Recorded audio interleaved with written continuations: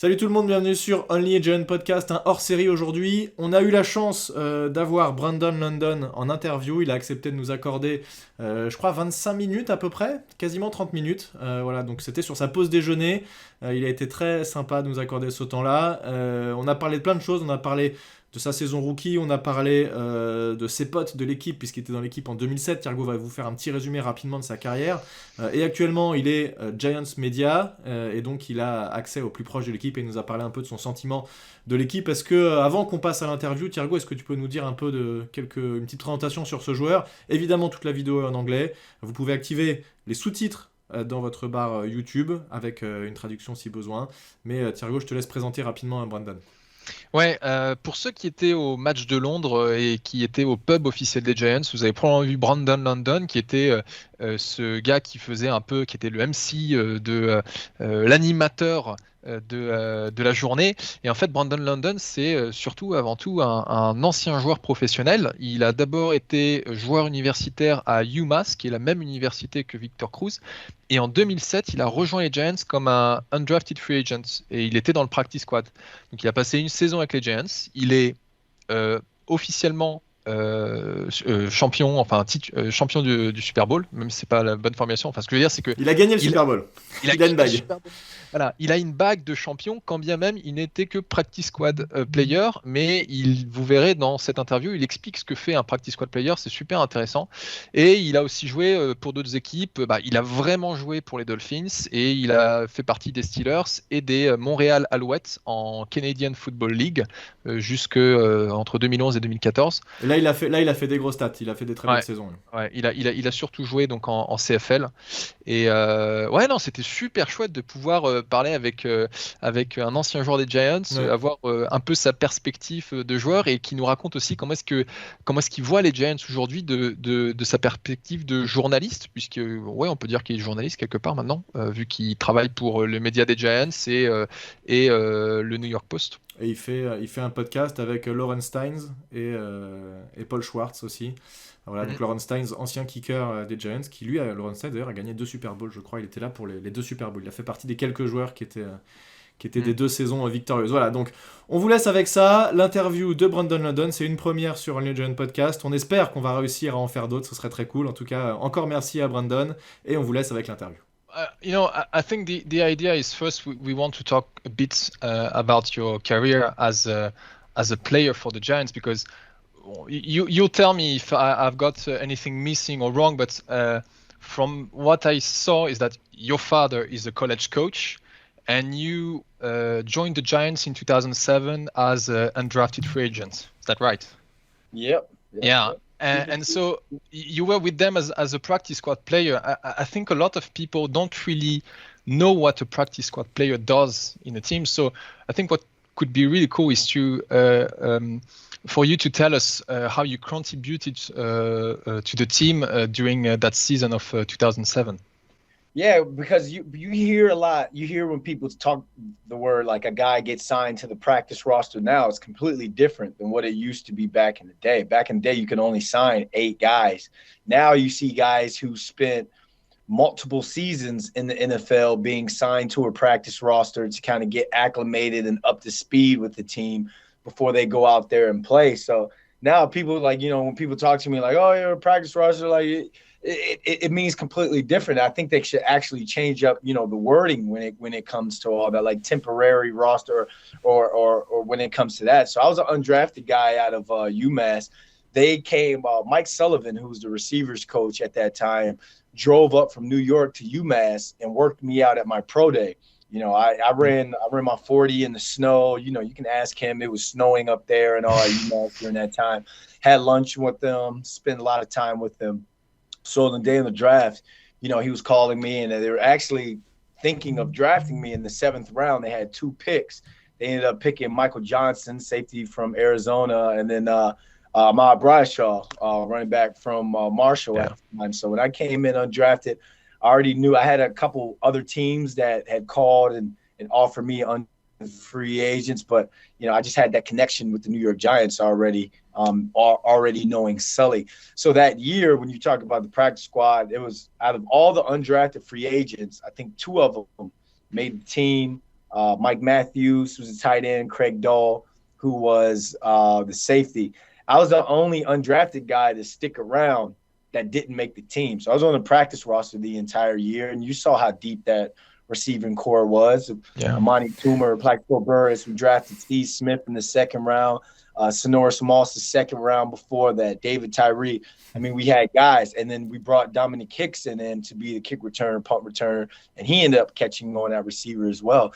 So throughout that year, I had to be the opposing team's best receiver.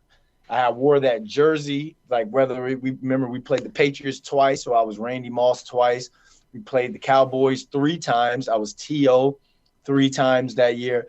And whichever play or top plays that offense ran for that receiver, I'm getting that rock in practice. And, luckily I had great guys like Jared Lorenzen, the hefty lefty, rest in peace, J-Lo, and Anthony Wright as my quarterbacks then, because they wanted to see me develop. They wanted to see me get better and catch on with the Giants, whether it be later on that year, the following years, or whenever, because, it's a long football season. Someone goes down, someone off the practice roster gets signed in the 13th week, 15th week, when it really counts. So you got to be up to speed and prepare like a starter. So I was having, some really good weeks in practice going up against the team's our starting defense, Corey Webster, R.W. McQuarters, Mad Dog, Sam Madison, like all those guys. I'm going up against those guys each week. Jabril Wilson, James Butler. I'm going up against these guys. So it only, helped polish me and get me ready in what I like to call my red shirt, my red shirt football season. So the following year, during OTAs, mini camps and all, I got the offense down pat. I know, like Tom Coughlin used to say all the time, know and know when it comes to knowing your plays, so you can just go and react. It's like military. They train. So not till they get it right, it's till they don't get it wrong. You know what I'm saying? So yeah. That's how you got to be with football. So your IQ has to be able to catch up and respond with your athleticism. So that following year, David Carr, backup quarterback, he came and signed with the team. And my dad coached with the Houston Texans for 1 year, the year they went 1-15. David Carr was the first pick of the draft for the Texans. I used to play Halo with those guys down in training camp because I was a ball boy. I was in college at the time. So I used to play Halo, and I became cool with David Carr then. I was still a junior. I was going into my junior year in college. So when I saw David Carr and he came up, we were talking. I'm like, hey, man, I don't know if you remember me. He's like, yeah, I remember you, man. And he was like, I'm going to get you the ball. I'm going to make sure you get signed for this team or another team. So that preseason, man, he was throwing me the ball all throughout training camp, all during the preseason games. I think I had like 9 or 10 catches in the preseason. And the Giants wanted to put me back on the practice roster because, again, we're deep at wide receiver. But the Miami Dolphins called and signed me off waivers. And just like that, within waking up, because I was staying with Ahmad Bradshaw at the time, waking up, at his apartment, and then going in within 5 hours, I was on a flight down to Miami. And I played with the Dolphins the next year and a half and all that. So, that's kind of how that went with the Giants. And I know people are like, sometimes when they introduce me as Super Bowl champion Brandon London with the New York Giants, like, oh, you're on the practice roster. Well, guess what? We're looking at 15 plus years later. And I'm all over the Jumbotron at the stadium. I'm flying with the team. I'm doing all these different things. So I did something right at that time. And then, when people ask me, who you played for, I played with the Dolphins, but the Giants organization always sits very close and near and dear to my heart because they gave me my start not only in football but in TV as well. Yeah. Yeah. Thank you. You gave us a lot of different names, the wide receiver core the Giants had at that time. You said Burris, Toomer, Hickson. Who are your best buddies at this time in the team? At this time now or back then? Back in 2007. Oh, back in 2007, me and Steve Smith were and he's still my brother to this day, man. I remember when I got called and they were asking me for rookie camp, who would you want to room with? And I was like, Steve Smith. We're both receivers, and we became, we became cool from day one, man. Remember, he got injured in the preseason against the Ravens that year. So he was out the first 11 weeks. So when the team would go on away games to play, he'd have to stay back for rehab, and I'd have to stay back for work. I had to get a workout in, and then we had the weekend to ourselves. So the city was ours, and this was, he's got 2 kids now, great family, and all. But back then, the city was ours. We used to run the city like it was like we used to run the city like P. Diddy. Like let's just say like we were rock stars back then, man. But it was just one thing. Like we would party and stuff, but we train together and all. And I think one thing that I was fortunate and blessed with for being around him. Smitty's never been he's never been a be out there type guy. He doesn't really do interviews. He doesn't want any type of, he don't want the cameras and lights on him. So him being a second round pick out of LA, out of USC, he was getting all types of opportunities to go to Nike events, Range Rover events, all that. And he's like, man, I don't feel like going to this. And I'm sitting there like, oh no, we're going to this Nike. We're going to this Max. Like, we're like, what do you mean you just want to chill, play Madden? Get up, I'll drive. He had a Mercedes back then, sick Mercedes. I was like, I'll drive into the city. Let's go to these things. So I got a chance to kind of see that life outside of football and like how that stardom can hit, as well. So, anytime I go out to LA now, we always meet up, go hang out. In fact, one time we got into it in the back. We were wrestling in the back of an Uber. Uber driver stopped the car, tried to kick us out because we were talking football stuff and like who could catch better and we got to wrestling in the backseat of the car. And like, you guys get out. And we both looked and was like, man, if you don't drop us off where we're supposed to go, like we instantly we're back to being boys again. So that's my brother, man. Like from here on out. But that whole rookie class, man, we used to hang out at Aaron Ross's apartment all the time. He had this sick townhouse, man. Me, A. Ross, Bradshaw, Mike Johnson, Steve. We used to go there all the time, play Madden, play video games, and then, just hang out like rookies, man. And it's to this day, I'm still in touch with all of them. I see Ahmad all the time. Probably see him tonight, actually. Might go to dinner. But, once they talk about the brotherhood, the fraternity, these dudes have been my brothers from day one.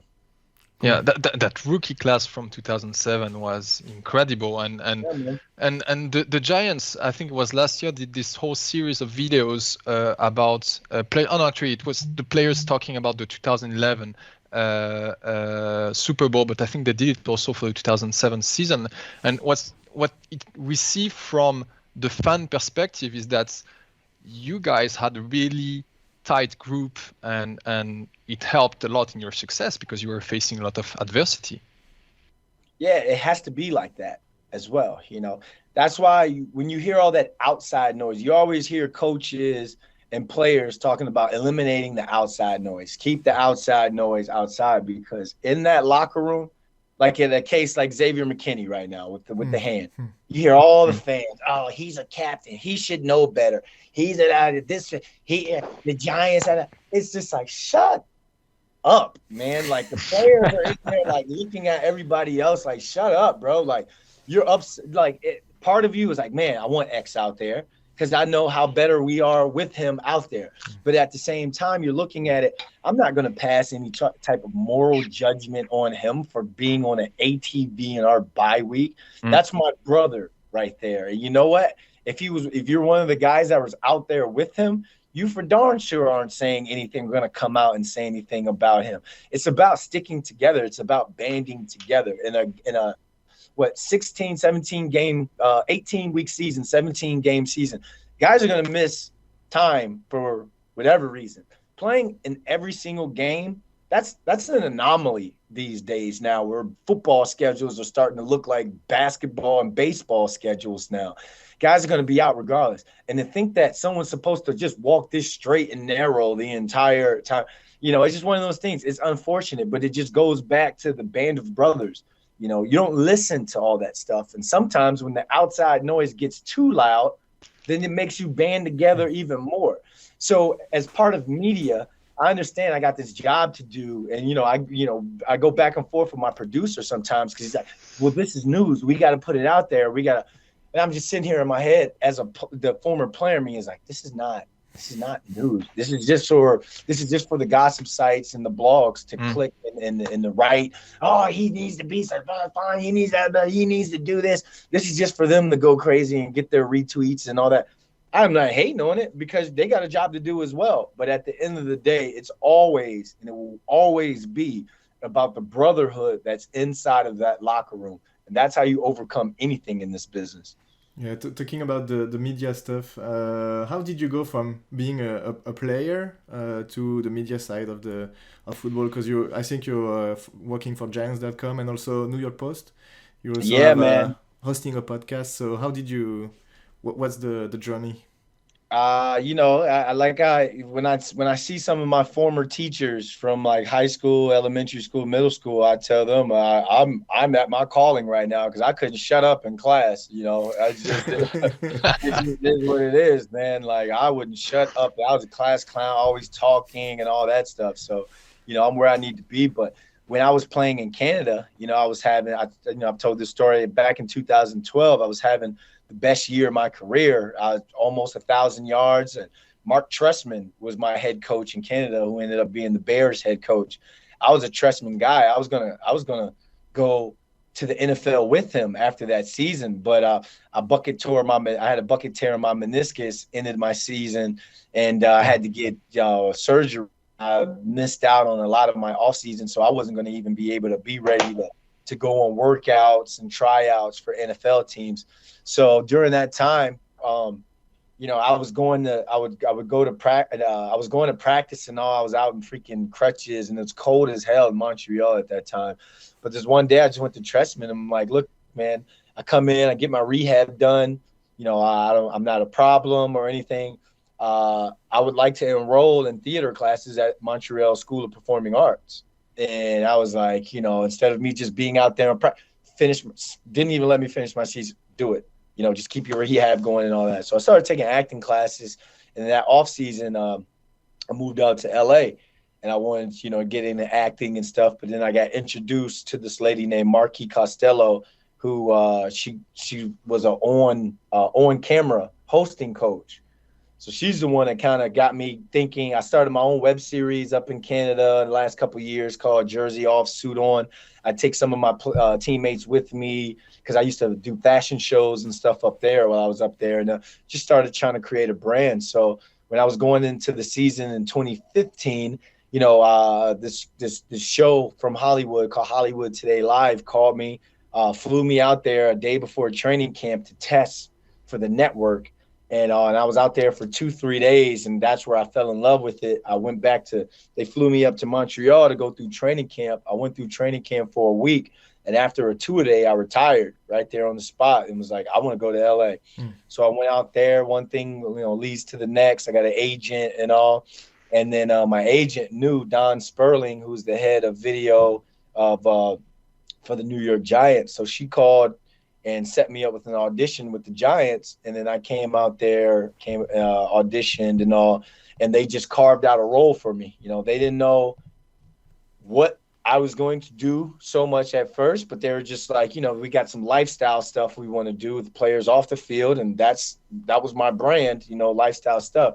So one thing led to the next, carved a role out doing fan stuff. And then next thing you know, I'm in Germany filming fan caves. I'm in the northern part of the UK filming fan caves and doing all this stuff with the fans. And, because I'm with the New York Post, I had to scale back the amount of stuff that I do with the Giants, but being able to still now to be, work and do some of the stuff in game on the Jumbotron, doing stuff for the clients and all that stuff. It's just a blessing, man, to be able to get into this. And even working with the New York Post, being able to give them a Giants voice. We got SNY, who we have the collaborative partnership with. They're Jets already by trade. So now to be able to add and kind of be that voice when it comes to the New York Giants, that only shows the value that I bring. And, I'm able to speak Giants football, and not just football, the X's and O's, which I know, but the culture.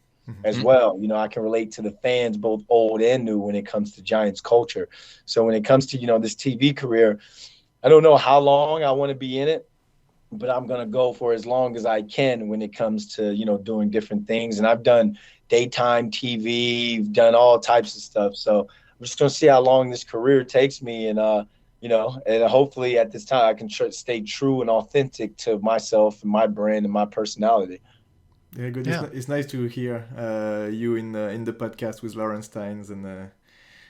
Yeah, it's a really good one. Yeah. I like this one too. Man. Yeah, man. Because we don't want we told ourselves we want to kind of get away from the hot takes to really breaking down the game. You know, I think you know, you hear Draymond Green and these guys talk all the time about the new media, and I get how all it takes is, you know, the person that gets the most retweets is a guy that's like, oh, this guy's a bum. Yeah. And, you know, everybody else is like, yeah, he's a bum.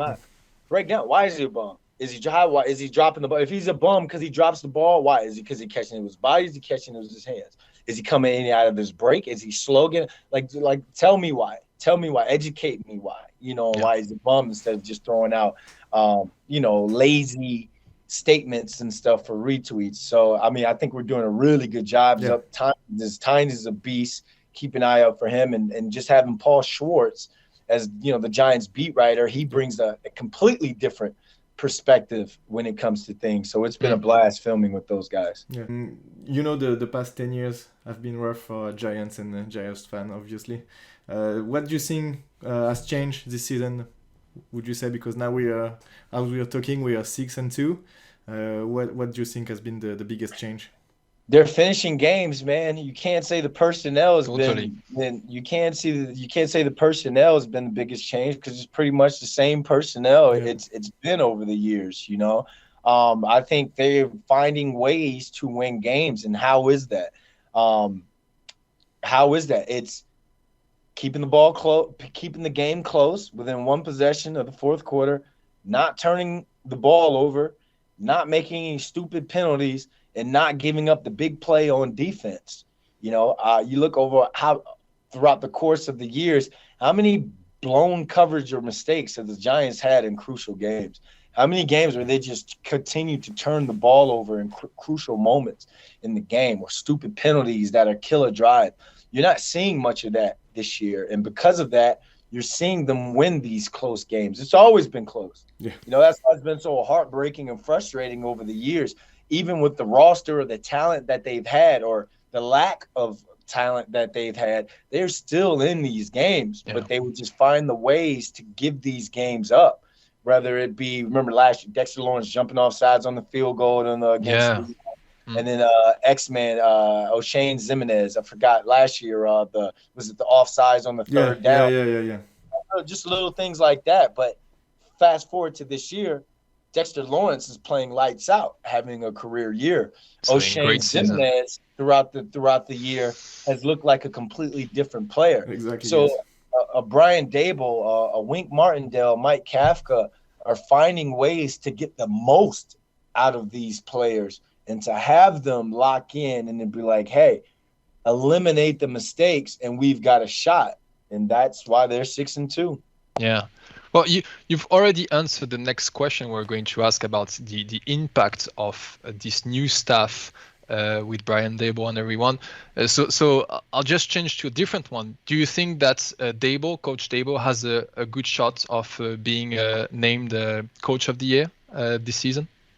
Yeah, but if he doesn't get it, I don't think that's something he really cares about, you know, in that sense. I mean, when it comes to what the team was the last couple of years and what he's done so far, I don't think you think about that right now, because to him, it's unfinished business. To him, I guarantee if I'm Coach Dable, I'll take a playoff win over Coach of the Year, you know?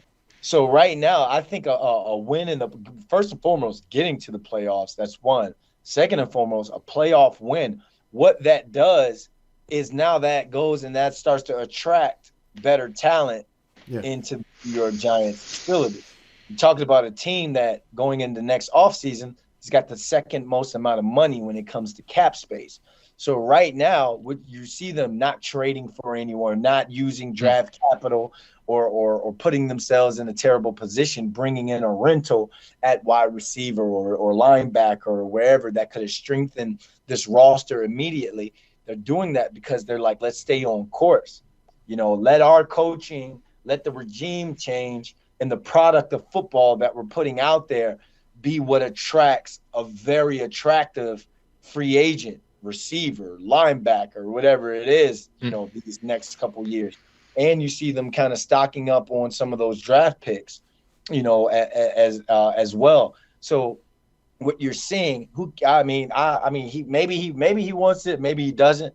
But right now, that's not something I'd be focusing on, if I'm him. If it comes, it comes. Because if you do, let's say you do get it, he does get it, then imagine how he's going to get it over a Pete Carroll, who's taking a team that we thought was going to be nothing, without a Russell Wilson.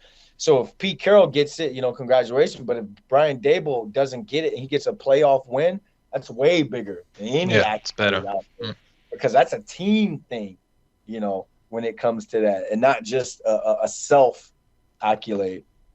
Yeah. And talking about the team, what's the feeling in the locker room right now?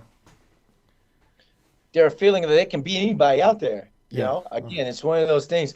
After the Packers game, when the media came into the locker room out in London, Howard Ward was yelling like, nah, don't come, don't switch sides now, don't come in here now, don't come, because everybody wrote them off.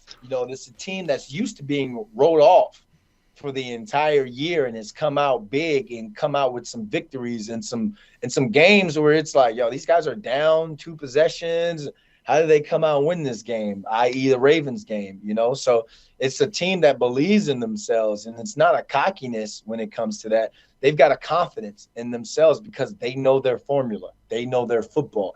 And when you have that and you have guys looking at it like, hey, I'm playing above what people thought that I was supposed to be or I was supposed to be or what we're supposed to be, you're playing with a confidence that no one can take that away from you. Yeah, and I think the Giants broke the Packers because they lost every game since London. So Look at, you see teams that we thought were going to be powerhouses struggling, and the flip side of that. So I guess goes to show the NFL, you can't predict the NFL. And it just, things happen throughout the course of the year, throughout the off season. Guys change, schemes change, culture change, and that's exactly what you're seeing this year.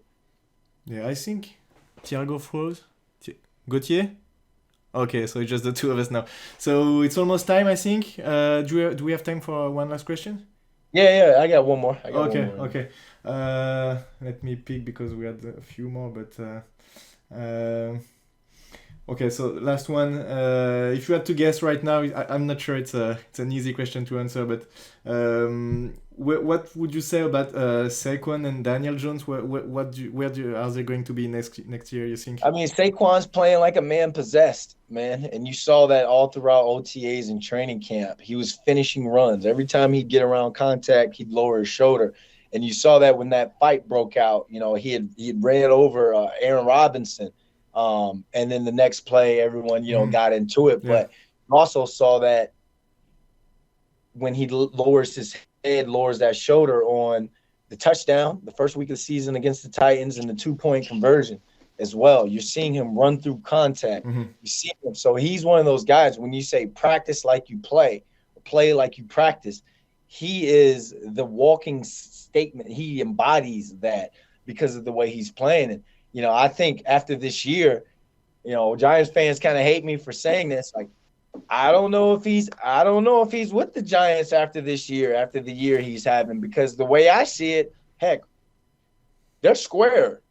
After the year he's having and the rookie year that he's had, it wasn't like he was nagging with these injuries. He was just out, but he was out on some bad teams. So it's like, if I'm him, I'm like, we're square. And I know I want to win something here.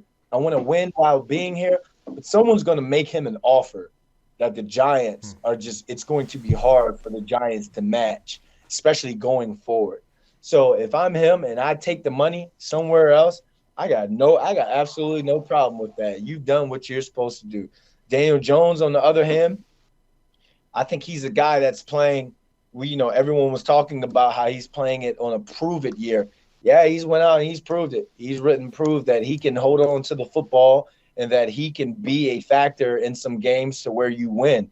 I think now it's one of those situations. If I'm Daniel Jones, I'm sitting here, or when Daniel Jones's team goes to negotiate and talk, I'm not coming back unless you get me a number one. I want a 1A and a 1B. I want weapons this year. Or next year or whatever. I've done it with some guys, the guys that they've brought in haven't been able to stay healthy, haven't been able to stick on while they're here. I want you to go out and bring me in a guy who I can just throw him a 5-yard pass and he takes it for 50 to 60. I deserve that by now. I've shown this year that I can, again, hold on to the football, make guys who normally would be a wide receiver 3-4 on another team, be a wide receiver 1-2 on this team. So I think when it comes to, again, they need to finish out this year, finish out these 8 games, and continue to play the way that both of them have been playing. They've been bright spots, and they've been, man, it's just been great watching those two because of their stories. Sometimes it's hard for me to remove myself from what I feel for this team. But, when you look at the storylines of two guys like that, you want the best for them. So when it comes to Saquon and Daniel Jones, just keep doing what you're doing. Everything's going to play itself out. But if you were to ask me, I only think one of the two re-signs to this team next year. Hopefully I'm wrong. Yeah, we'll see. Okay, thank you very much. Thank you for your time. Yeah, that's great. Sorry, my computer could not, hold support too much awesomeness, so I got logged out for a second. All good, man. All good. Hey, before you go, any prediction for Sunday? Oh, prediction. I'd say 24-13. 24-12. Giants. I think the Texans going to kick about 4 field goals that game. No touchdown. No touchdowns, man. I don't see them getting in the end zone. I see them making Dameon Pierce is going to be, a force to reckon with. Yeah, I think he's good. Himself a strong game, around 80, 90 yards rushing. But I don't see them getting in the end zone with this game. But keep an eye out for Landon Collins this game and how he's being used. Oh, yes. Landon's back. I think it's really going to be good to see him back. It's going to be his first game back at MetLife on the field since he left. So that energy is going to be there. But yeah, the Giants have to pull out this win. They have to beat the Lions heading into that game against the Thanksgiving Day matchup against the Cowboys. So it's everyone's talking about, they're going to get too cocky this game or the bye week blues. Got to start fast. Got to win this game. They know what's at stake. So it's going to be a good one. Great. Okay. Thank you very much, Landon. It was nice talking to you. Yeah, thank you, Brandon. And we'll talk soon. Bye-bye. All right. Take it easy.